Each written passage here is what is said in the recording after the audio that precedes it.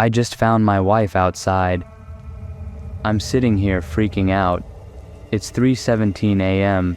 and I just found my wife outside. This is going to be a mess as I'm still shaking, but let me explain it as best I can. So a bunch of years ago, we lived in another house. One night, I woke up in the middle of the night because I heard noises coming from the other half of the house. I quietly opened the bedroom door and immediately saw a light on in my wife's study, which was situated next to the kitchen. The house we lived in was a few blocks away from the bad neighborhood, so my immediate thought was that someone had broken in and was going through the stuff in my wife's room, as my wife had come to bed with me several hours prior, and as far as I knew, she was still in bed. I crept through the house and was ready to confront the person in the room when I realized that it was my wife. In my still half-asleep state, I just assumed she was still in bed. Turns out she had woken up, couldn't get back to sleep, and so went to her room to browse Facebook or whatever for a while. I had almost confronted my own wife, thinking she was a burglar. Now, in our current house, we have a screen door and a wooden door. The wooden door has a deadbolt on it, and you have to make sure that you take the house keys with you, because if you close the wooden door, you're not getting back in unless you grab the hidden spare key or knock on the door/window to be let back in. So, it's about an hour ago, I'm woken up by the front door rattling. I immediately grab my phone and pull up the security camera located right by the front door. To my surprise, I see my wife standing there, kinda shivering. It's definitely her, because we've been married over a decade, and I know what my own wife looks like. She's dressed in the same clothing she wore today, a red top and black pants. 100% her. I don't know what she's doing outside, but she is. Confused, I roll over, and there's my wife fast asleep. Remembering the incident in our last place, I use my phone screen to shine a light on her and confirm that it's definitely her, and she's definitely in the bed. At this point, I'm really confused. I get up and make my way through the house to the front door. As I walk into the lounge room, our cat looks up at me, half asleep. Normally she's super curious about stuff going on outside, and I would have thought that hearing the screen door rattling would have caused her to be at the door trying to see what's going on, but it's as if she hasn't heard a thing. I stand by the door and call out, "Who is it?" "It's me." "Hurry up and let me back in. I'm freezing. I went outside because I heard something but forgot to take the keys in my bag with me."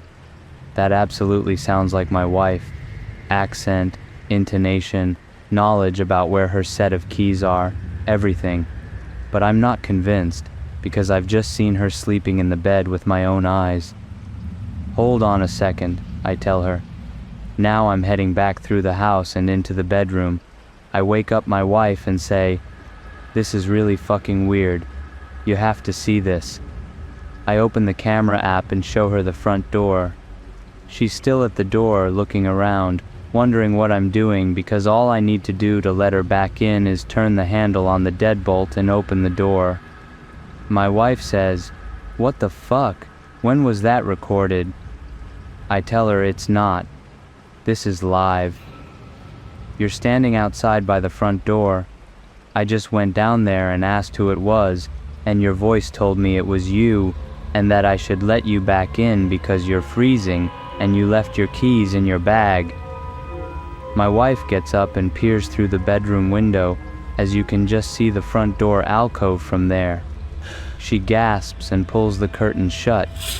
She turns around, and I'll never forget the look on her face as long as I live. She's terrified. "That's me," she says.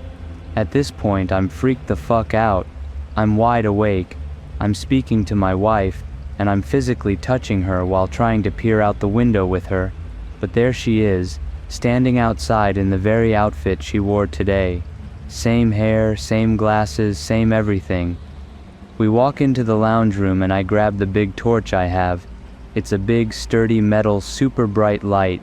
great for blinding people and hitting them if they get too close. We stand by the door again. "What's your name?" I ask. She tells me her full name including her middle name.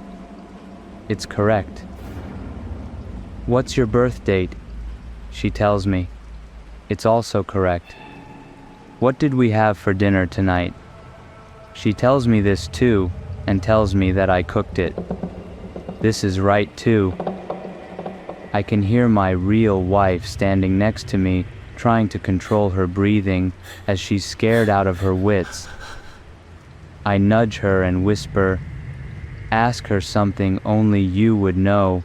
After a moment to steady herself and think of something, she speaks. "When we last stayed with my parents, what change had Dad made to my old room?" There was a pause. "Who is that?" the person outside said. "Why aren't you letting me in? You know it's me. You're starting to freak me out here. Who is that inside with you? Is that a recording of me? What's going on here?" I said, "Answer the question. What change had been made to your room when we last visited?" Another pause, then finally, there was a second bed added, as Max and Damien, my brother-in-law's 2 kids, sleep in there while visiting Mom and Dad. There's an audible gasp from my wife next to me. Now we're both freaked out. I grab her hand and lead her back into the bedroom and turn the lights on. We're still awake, watching the cameras. The other person walked towards the backyard, presumably to grab the spare key, but that was about 40 minutes ago, and I haven't seen them since. I'm too shit scared to go to bed, because I'm scared that this person, who knew everything about my wife, will find the spare key and enter. I don't know who the fuck they really are, or what they want, but I'm not sleeping.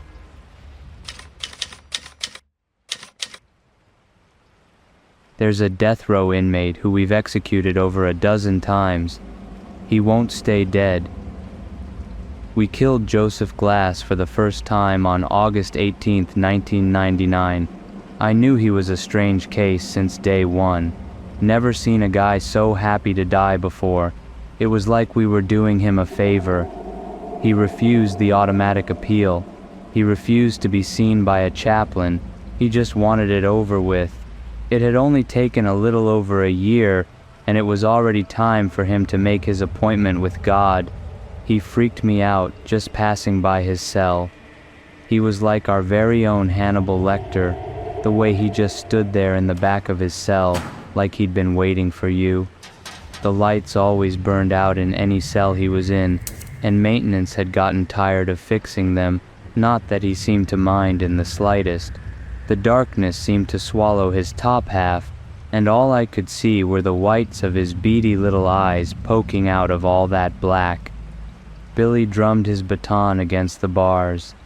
"Up and at 'em, cowpoke," he called in that mocking tone. "Time finally come for you to pay what you owe, you sick son of a—" "Billy!" Warden Taft silenced him with a word. "If you can't act like a professional, you're going to have to sit this one out." Billy paused and licked his chapped lips. "Nah," he muttered. "This is a show I can't miss." Glass seemed to tick Billy off more than any prisoner before him. He liked him to at least pretend to feel sorry for what they've done, or act scared of what's coming to him. This one didn't even have the common decency to shed a tear. He was as stone-faced as a statue, even while being marched to the chair. Billy liked to joke sometimes that we ought to take the guy out back with some car batteries and really put the fear of God into him, get him to cut out that stoic act. I think he was only half joking. After what this guy did to those girls, well, Billy has a daughter, so I guess it struck a chord. We all watched him fry. The warden, his closest men, the thin-faced man representing the Commissioner of Corrections, the prison physician, the families of those poor girls. It couldn't have gone more by the book. Only oddity I'd noticed at the time was that the stench of death never quite left the clothes I'd worn that day. And then the next morning, we came into work to see the whites of those beady little eyes staring at us from the darkness again. "Good morning, sirs," he said, just as he did every morning, in that airy, hoarse little voice. I'll admit it, I dropped everything I was carrying, stumbled back, stammered like a confused child. Hell, I almost screamed. You're supposed to be, I don't know what you mean, sir." He leaned in like he was trying to stare a hole through my chest. His tone almost sounded disappointed. "You never came for me. You promised me that yesterday would be the end, sir, but you never came. I waited all night long. Why did you lie to me?" Me and Taft looked at each other. We both had the exact same question on our minds. If Glass was still alive, who the hell did we roll into the morgue last night? Jesus Christ! Taft gagged when he pulled back the cadaver cover, stumbling away. "It's Billy." I looked.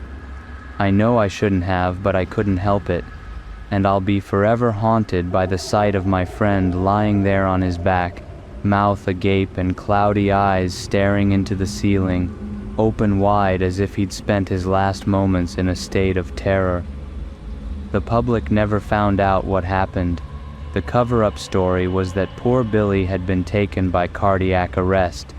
Internally, it was the scandal to end all scandals. Worst case of incompetence and negligence in history, they called it. They brought the hammer down on anyone even tangentially involved.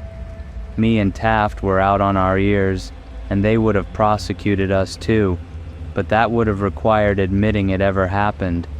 But I just could never wrap my head around it. Of those dozens of witnesses, not a single person noticed we were strapping a guard to the chair, not an inmate. It was impossible to the point of absurdity. Glass had been the man in that chair. I'd never been more certain of anything in my life. Some months later, I noticed power flickering off all over the city one evening. It was brief, so I thought nothing of it. At least until I got a call from a familiar number the very next morning. "I understand you were one of the staff who regularly worked with one Joseph Glass. We would like to consult with you about an evolving situation." "Oh?" "At 7 p.m. yesterday, we attempted the execution of Joseph Glass for the second time." There was a long pause, and when the voice returned, the professionalism had melted away, replaced with a baffled anxiety. "And, well, it didn't work." I blinked. "It didn't... what?" There came a long sigh. "Perhaps it'd be best if you saw for yourself." And just like that, me and Taft had our jobs back. Officially, Joseph Glass had been successfully executed on August 18, 1999. Unofficially, they'd tried again 6 months later just to tie up loose ends. This time, he hadn't even had the courtesy to pretend to die. He just sat there on the chair, motionless and unaffected, while the CO who'd flipped the switch suddenly seized up and began to convulse, screaming and gnashing and wailing as electricity seared him beneath his skin, clawing at his chest until his eyes popped in his skull and rolled down his face like melted candle wax. All around him, lights flickering, machines bursting from pressure, electrical panels vomiting arcs of static. It was a mess.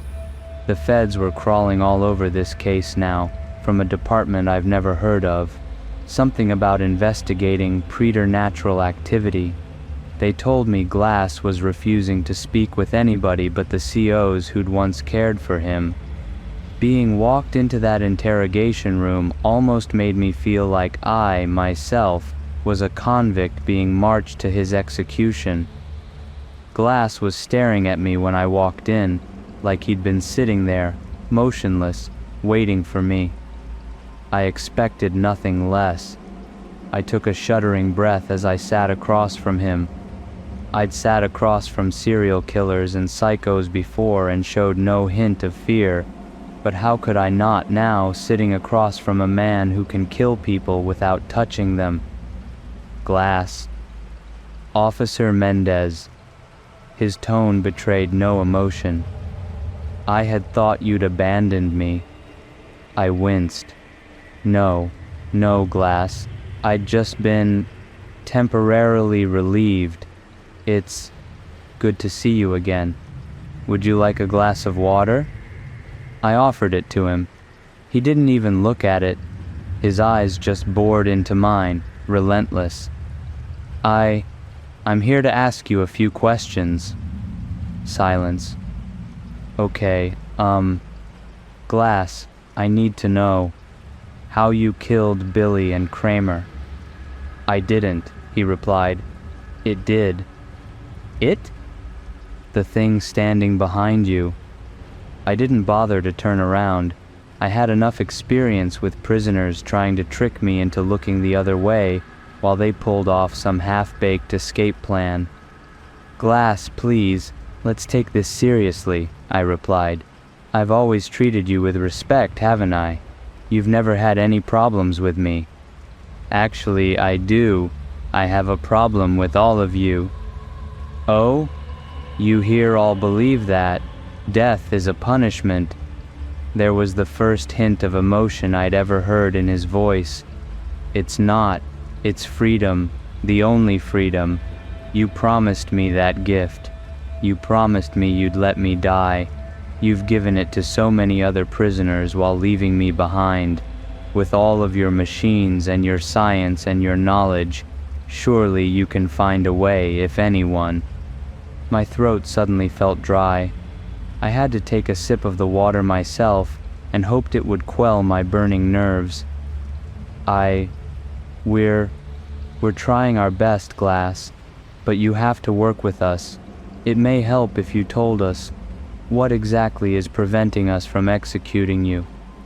He moved for the first time, leaning in, so slow as to be almost imperceptible. It won't let me die. And that's when I felt a hand settle on my shoulder from behind. Everything stopped. My lungs stopped inflating. I swear, my heart stopped beating, and my blood froze in place in my veins, and it all felt so cold. I could see the hand in the corner of my eyes, long and veiny and black. I could feel the breath on the back of my neck. I'd once mocked the way deers freeze in headlights. Now I understood. I couldn't move. I couldn't blink. I couldn't think. I couldn't even take a single breath, even as my lungs began to cry out for air, and my vision blurred, and my thoughts melded together. All I could see was Joseph's eyes staring into mine, those infinite fathoms of darkness, that Stygian sea that swirled and stormed and thundered in the blackness of his iris, and the eyes of things waiting 1,000,000 leagues below the waters, and I would have suffocated there, too terrified to even breathe, if those agents in black had not called off the interrogation then and come storming into the room. Later, they showed me the tapes from the security camera.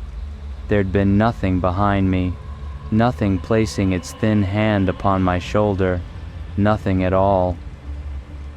On May 7th, 2001, Glass was set to be executed for the third time, via hanging, or so I heard, in some government black site somewhere far from prying eyes.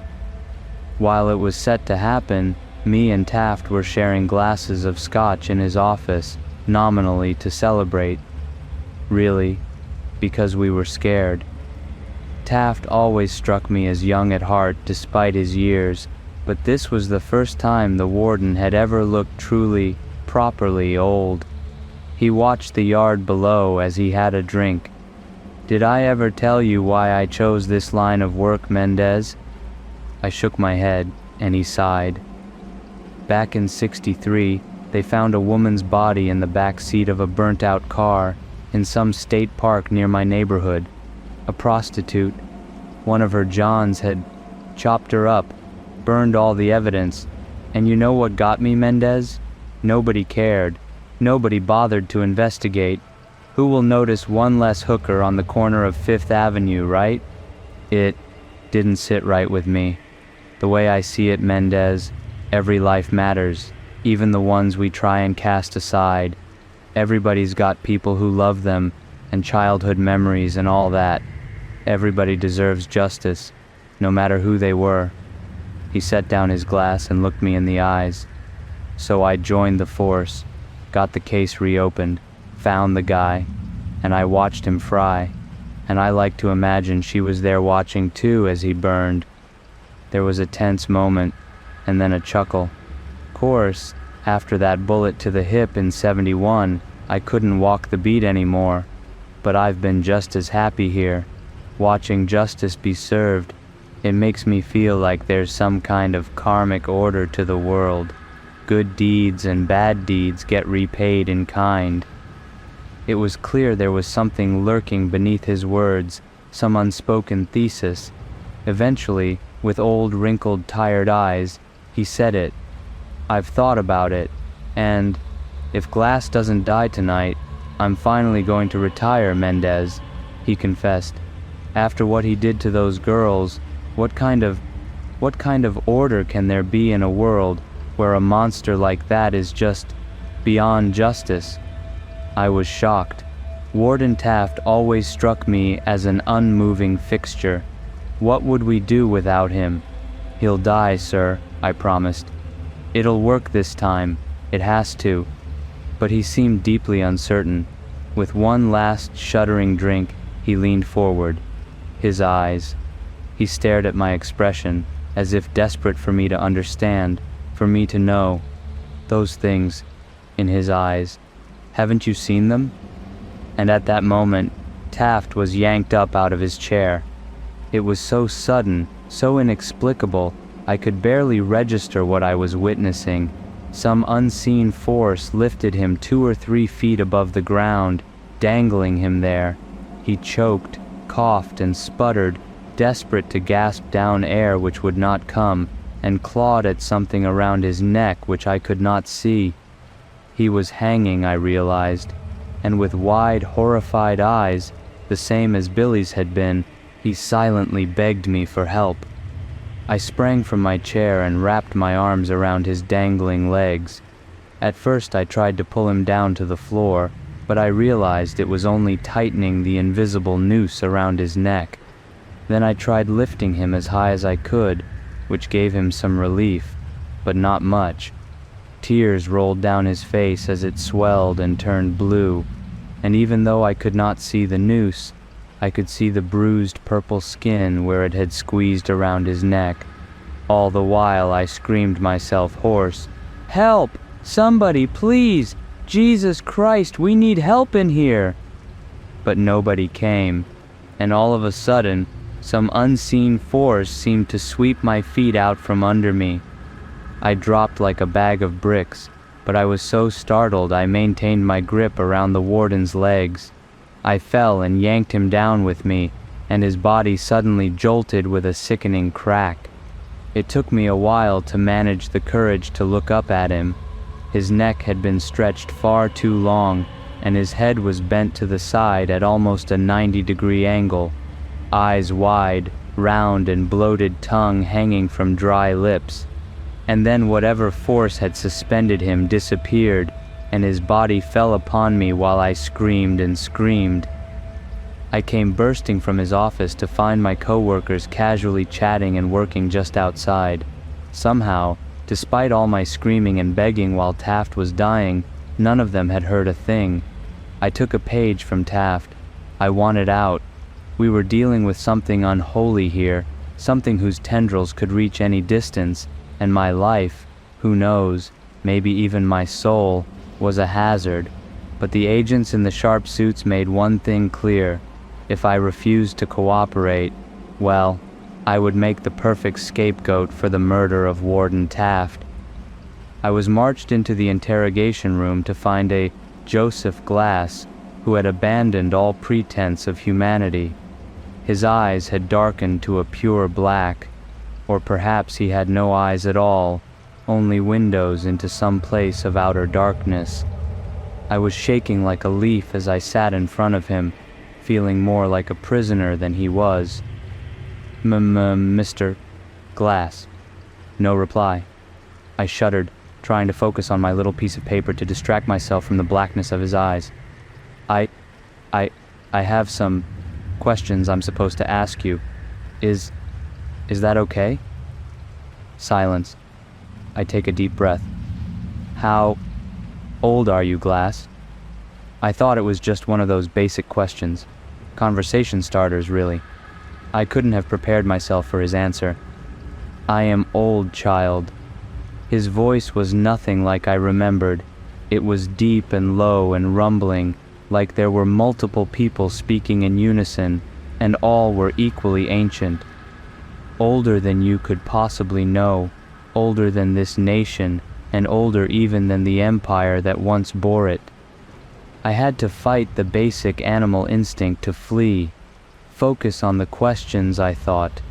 What did you do to those girls? "Just so I could feel something again," he whispered. "Anything." "Did you not feel the slightest bit of guilt, remorse?" "You ask that of me? Me, who has watched empires rise and fall." He almost sounded amused. "Does time feel remorse? For time has killed far more than I. But mankind is like the Hydra. All I've killed will be replaced by, essentially, identical stock, and in greater numbers. And then they will die and be replaced, and so the cycle will continue forever. Did you expect me to pity them for being given the death I myself covet? Only the dead are given leave of the cycle. It is a blessing." And suddenly, he stood from his chair, as if he'd never been restrained at all. "A blessing you promised me, Officer Mendez." I stared up at him in disbelief. "What? How did you—" But I couldn't even stammer a sentence out before he was upon me, crawling over the table with the eerie grace of a spider. These were no longer the imperceptible hints of emotions I'd come to expect. It was like a switch had been flipped. Tears streamed down his cheeks, snarling with genuine rage, hurt, betrayal. And beneath those black seas in his eyes, all the things that haunted the fathoms below were rising to the surface. "You owe me a death. Make good on your word. Pay your debt." I cried out and recoiled from his every touch with disgust, but he was stronger than he looked. I couldn't worm my way out of his impossible grip. "I won't. Get off of me, you sick bastard."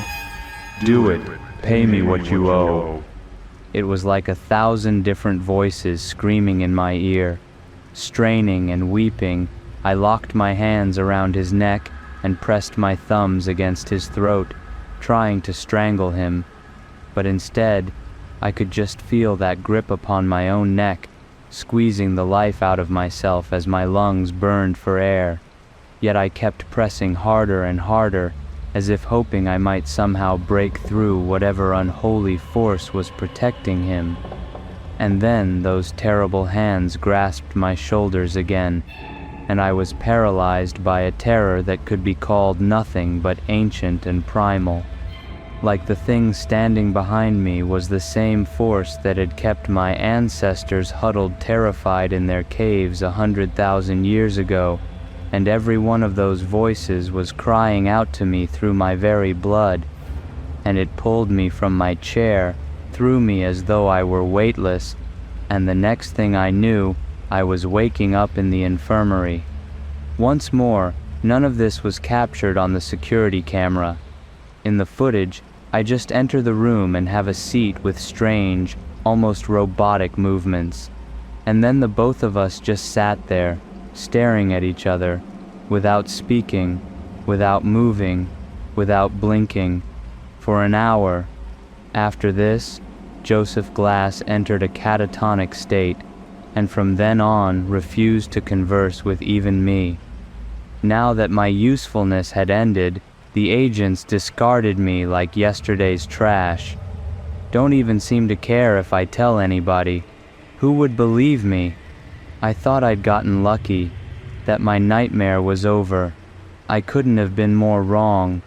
Go sorting through any public records, and you won't find a single mention of the name Joseph Glass.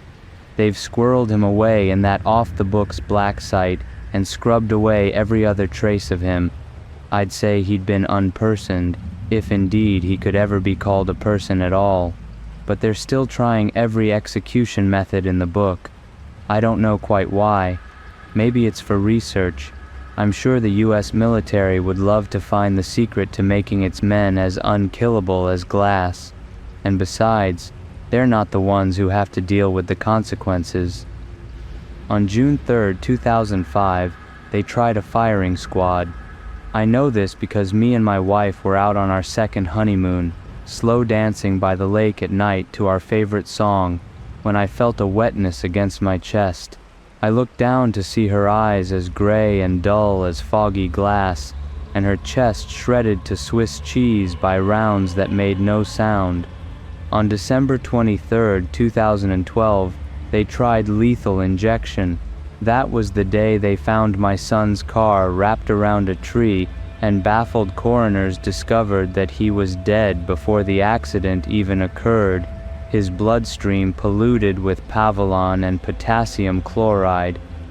It's been years since I've isolated myself from everyone I knew, hermiting away in this cabin out in the middle of nowhere, and yet the stench of death still follows me. Just a couple years ago, I found a news report mentioning my nephew. Apparently, he'd been found completely exsanguinated, his veins emptied utterly despite no signs of a struggle. God knows what kind of arcane methods of execution they're trying by now. He's not going to let me walk away from this, not while I still owe him a debt. But I've been doing some research too. Research into those untold legions of things I witnessed staring up from that blackened sea in Glass's eyes. I've learned things men were not meant to know, practiced rites, assembled tools, ingredients, and I think I know where they're keeping him. Even though they blindfolded me, I counted the second between every turn on our way to the black site, and I've since spent weeks watching the place, cataloging every entry point. Maybe I'm slipping into madness, or maybe I've truly found the way to put an end to the horror, to finally give this monster the justice that Taft would have wanted for him. Joseph Glass had been right about one single thing. I have to pay what I owe, even if it kills me.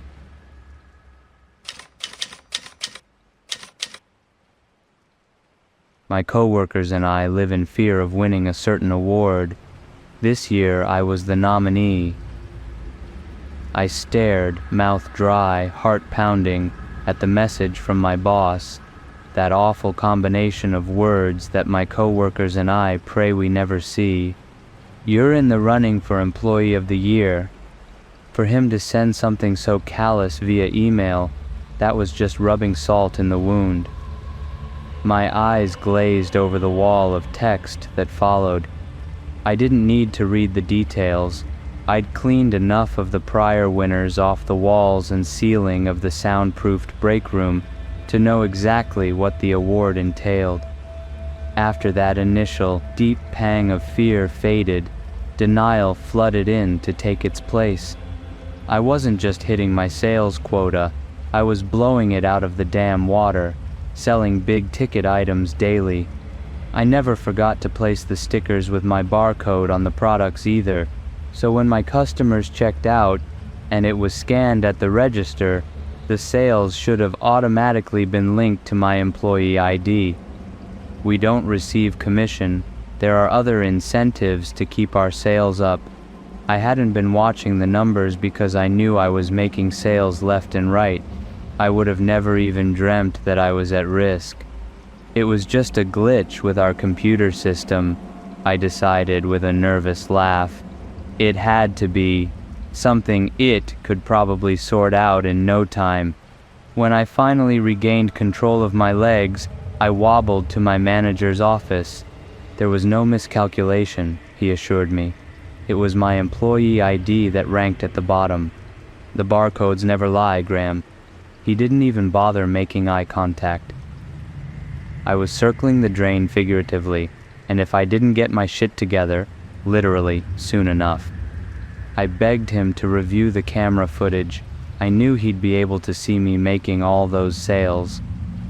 Don't worry, he added, with a smile vacant of anything remotely resembling happiness. One way or another, we all contribute to the success of our company. I suppose that by then, he was long desensitized to the pleas of the desperate. As I left his office, I assured myself that this wasn't a death sentence. Not yet. I had another month until they recalculated our final standings before shit would get real, before I'd be given a limp handshake and an empty "thank you for your devotion to the company" as I was led down the hallway, before I'd meet what lives behind the usually padlocked door in the shadowy corner of the break room, before I'd learn what it truly meant to sacrifice myself for the good of the company. Word spread fast around the office. Kevin gave me his smug, shit-eating grin. Maybe he thought that with me out of the picture, he'd finally have a shot with Elise. Elise. I just desperately hoped that hers wouldn't be the name drawn afterwards, the one selected to hose what's left of me off the break room floor and down the stained, rusty drain. As required, I began parking in my new designated space at the far end of the employee lot, the faded sign indicating "Reserved for Employee of the Year" nearly swallowed up by the encroaching tree line. It added an extra 10 minutes to my walk to our store, and I dreaded that added time in the oppressive Texas heat. The rational part of me knew that was soon to be a moot point, though. One way or another, in another month, I wouldn't have that parking spot. If I were lucky, I'd live to see another summer, live to see some other poor bastard's car parked there. If they hadn't already heard the news, when the rest of my co-workers saw my car in that space, they knew what it meant. Don't get too attached. They started avoiding me like the plague. I didn't blame them. We all knew what would be coming next if my sales didn't improve. It's the same thing that happens every time. We'd gather for the mandatory meeting on the closing night of the fiscal year, all eyes on the sorry son of a bitch that had won, the room so quiet that you could hear their muffled sobs. They'd receive what barely constituted a handshake from my manager while he muttered, dead-eyed, his appreciation for their devotion to the company. Next, they'd be ushered off to the break room to meet corporate. No one tried to run, not after what happened in 2019. Instead, the winner would always turn back, shooting us a desperate final look, eyes pleading for someone, anyone to intervene. And of course no one ever did. Once the door closed behind them and that soundproofed room swallowed up the last of their sobbing, begging, it was over. The rest of us would be sent home, and I'd try to shower away that disgusting feeling, that sick sense of relief that someone else was sent to their death, and not me. Cal, the nicest guy I'd ever met, he was the bottom performer 2 years ago. He'd fallen so ill that he'd nearly wasted away and eventually couldn't work anymore. He must have thought that freed him from his contract. If he left, if he never came back into work, he'd be okay. He must not have read the fine print in our hiring paperwork. Although, to be fair, if any of us had read it, we'd never have signed it in the first place. Cal was a warning to the rest of us that there is no quitting in our line of work. If they have to track you down and find you, and I promise you that they will find you, well, wouldn't you prefer to go with your dignity, with the company compensating your loved ones, rather than be pulled from your home, kicking and screaming into the night. Gina was Employee of the Year in 2023. Gina, with the kind smile, whom Kevin had set his sights on before Elise, and just like Elise, she wanted nothing to do with him. I still remember that day, the day they released the final numbers. The way Gina's mouth hung open in confusion, shock. When she finally managed to form words again, she too insisted that there must be some mistake. We all vouched for her to management. I'd personally seen her make so many sales. Our manager simply reminded us that the barcodes never lie. My name was the one drawn for break room duty that next morning to pick up what remained of her smile and her simple gold wedding band to be returned to her family. In one business week, they received a box containing a check and everything left of her that wouldn't fit down the drain. Once the numbers are finalized, once your employee barcode has been slapped on that innocuous-looking pink slip, well, your fate is sealed. Kevin, in all his years at the company, has never parked on the far side of the lot. He has never even come close to becoming Employee of the Year, even though he couldn't sell a bottle of water to a man dying of dehydration. He is sleaze incarnate and doesn't even have the charisma to mask it. I never understood how he did so well, but I couldn't afford to think about him. I had myself to worry about and the glitch in the system. Any time I found myself in the break room, that ancient wooden door was an unwelcome reminder of the impending one-way trip it held for me. I took special care to keep an eye on my sales, working my ass off, pulling double shifts. I pulled up the numbers as the end of month drew near and couldn't believe it. I was still dead last. Somehow, there were days where less than half of my sales had been recorded to my employee number. I didn't understand. I waited for the opportunity to sneak into the manager's office and pull the footage myself. I'd show the boss that something had gone wrong with the calculations, that the system was broken. I finally got my chance. At first, I triumphantly watched myself make sale after sale, far more than had been credited to my account. For the first time in a month, I felt a sense of relief. I had evidence, and that had to count for something. I switched feeds to the camera nearer to the registers so I could confirm that the codes were being scanned. I'd seen several scanned successfully and reached to turn off the recording. That's when I saw it. Saw him, Kevin. It was subtle. I didn't realize what he was doing at first until I recognized the pattern. Even then, I had to rewind and watch again for it to click. It happened for nearly half of my sales that day. I saw him intercepting the customers before they could check out, before I could get credit for my sales. And while he chatted them up, he discreetly slapped his employee barcode over my own. I confronted him that night. I was furious. He just smiled, smugly gave me that line about how the barcodes never lie. He didn't give a shit that he was sentencing someone else to death. Hell, maybe he even enjoyed it. Kevin had stolen credit for Gina's sales, and God knows who else's. Fucking Kevin. The day our numbers were to be finalized, he had the audacity to place his barcode over mine on a huge sale I'd made. He made no attempt at hiding it, right in front of me. He flashed me a grin as he did. I caught up with the customers before they checked out, and they kindly allowed me to peel the sticker off. I stuck it in my pocket to show my manager. I pulled the video too, and I stormed into his office, refused to leave until he watched it.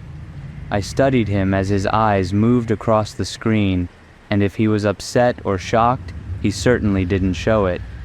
Finally, he met my eyes, and at the sight of the pain in his, well, for the first time, I felt a sense of relief.